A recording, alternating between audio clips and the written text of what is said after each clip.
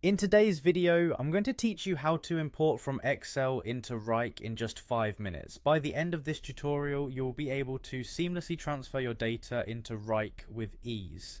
So let's dive right in. To begin, you'll want to log into your Wrike account. This is a straightforward step. Just head over to the login page. You should see the option to log in using various methods, but for simplicity and ease, we recommend clicking on the Google option. This method not only speeds up the login process, but also ensures that you're securely accessing your projects using your existing Google credentials.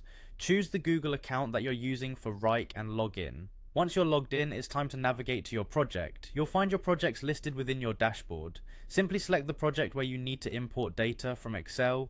This can typically be accessed from the main workspace where all your active projects are displayed. Having the right project open is crucial because this is where your imported data will reside, so make sure you're in the correct workspace. Next, look towards your project table. In the top right corner of your table, you should notice 3 small dots. Click on these 3 dots. This icon usually signifies additional options and settings related to the view or table you are currently in. By clicking here, you gain access to a variety of actions that can be performed, including our main task, which is importing data.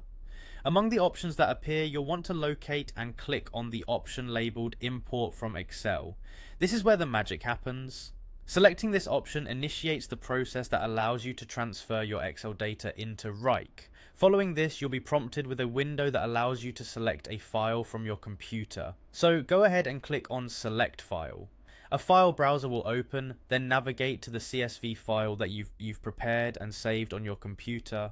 It's often beneficial to have this file readily accessible before you start so you can quickly locate it in your folders. Once you've found your file, click Open to select it. And that's it, your file will initiate the import process, adjusting your Wrike project with the new data. Remember, while Wrike pulls in data from the CSV file, it's essential that the file is formatted correctly to match the structure expected by Wrike. This will help prevent any issues during the transfer.